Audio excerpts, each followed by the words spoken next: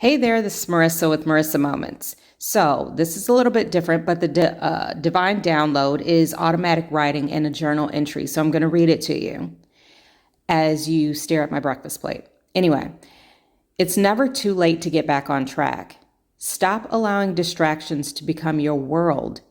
You know that voice each night that plays or plans your tomorrow and as being productive and amazing, right? You know the voice that's like, I'm going to get up, I'm going to exercise, I'm going to do this, I'm going to do that, all of the things. Well, that's your voice of your true possibilities and your higher self.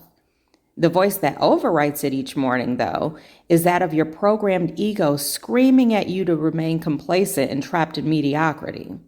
You have free will. You and you alone get to decide. Just because you, air quotes, gave in or give in yesterday does not mean you must keep following suit today and then follow it with an excuse. That doesn't mean that you got to keep giving up on the things that you planned the previous day. Now, of course, I'm doing some ad libs in here because I need you to understand. The choice is now and has always been yours, but just know the possibilities are endless.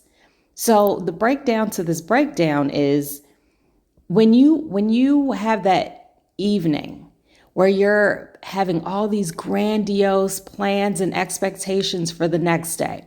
I'm going to get up early. I'm going to exercise. I'm going to switch up my diet. I'm going to change my clothes. I'm going to do my hair. I'm going to do all of these things. Well, friends, that's our higher selves talking.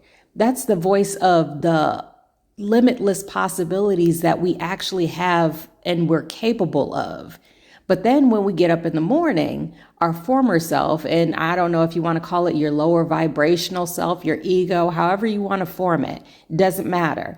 That's the one that ends up taking over. And that's the one that we end up sliding back towards because that's what we're comfortable with. And that's what we're acclimated with. That's what we're used to.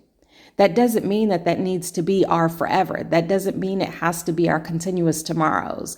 We also don't even have to say we're going to start tomorrow, right? Because there's no time like the present. If I say that I'm going to change up the way that I eat, why do I have to add that I'm going to start doing it tomorrow? Maybe instead we need to start capitalizing and taking advantage of the current moment and start in that minute that we have that thought. So instead of putting things off and instead of constantly going back and then beating ourselves up at the end of the day for not getting things accomplished, maybe we should just step into our higher selves and get things done. But then again, like I said, the choice is yours.